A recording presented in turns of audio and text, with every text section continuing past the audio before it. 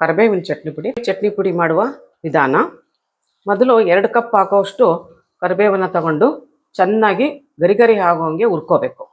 ನಂತರ ಅರ್ಧ ಲೋಟ ಕಡಲೆಬೇಳೆ, 1/4 ಲೋಟ ಉದ್ದಿನಬೇಳೆ, ಇವನ್ನ ಚೆನ್ನಾಗಿ ಗರಿಯಾಗಿ ಹುರ್ಕೋಬೇಕು.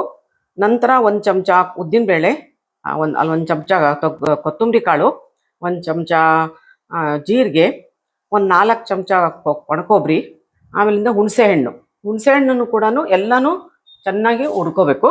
ನಂತರ ಒಂದು ಚಮಚ ಅರಿಶಿನ ಪುಡಿ, ಆಮೇಲೆ ಒಂದು 15 ಬ್ಯಾಡಗಿ ಮೆಣಸಿನ್ಕಾಯಿ, ಒಂದು ಸ್ವಲ್ಪ ರುಚಿಗೆ ತಕ್ಕಷ್ಟು ಉಪ್ಪು, ನಂತರ ಬೆಲ್ಲ ಎಷ್ಟು ಬೇಕೋ ಅಷ್ಟು ನಮಗೆ ರುಚಿಗೆ ಬೆಲ್ಲವನ್ನು ಹಾಕ್ಕೊಂಡು ಇದನ್ನು ಕೂಡ ತರಿಯಾಗಿ ಮಿಕ್ಸಿ ಮಾಡಿಕೊಂಡ್ರೆ ಕರಿಬೇವಿನ ಚಟ್ನಿ ಪುಡಿ ತಯಾರಾಗುತ್ತೆ. ಬೆಲ್ಲವನ್ನು ಹಾಕಿ ಮಿಕ್ಸಿಗೆ ತರಿಯಾಗಿ ರುಬ್ಕೊಂಡ್ರೆ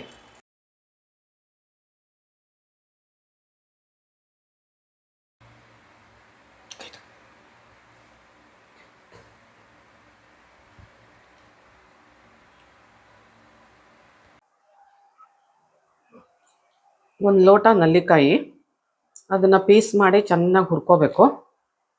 ನಂತರ 3 ಚಮಚ ಕಡಲೆಬೇಳೆ, 2 ಚಮಚ ಉದ್ದಿನಬೇಳೆ, 1 ಚಮಚ ಕೊತ್ತಂಬರಿ ಕಾಳು, 1 ಚಮಚ ಜೀರಿಗೆ, 3 ಚಮಚ ಕೊಬ್ಬರಿ, ಇದನ್ನೆಲ್ಲನೂ ಚೆನ್ನಾಗಿ ಗರಿ ಆಗಂಗೆ ಹುರ್ಕೋಬೇಕು.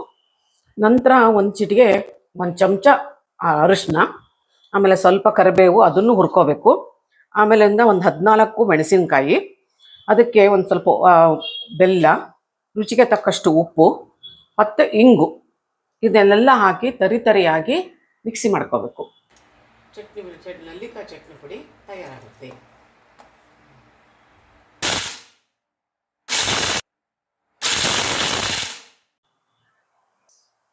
ಈಗ ನಲ್ಲಿಕಾಯಿ ಚಟ್ನಿ ಪುಡಿ ತಯಾರಾಗುತ್ತೆ.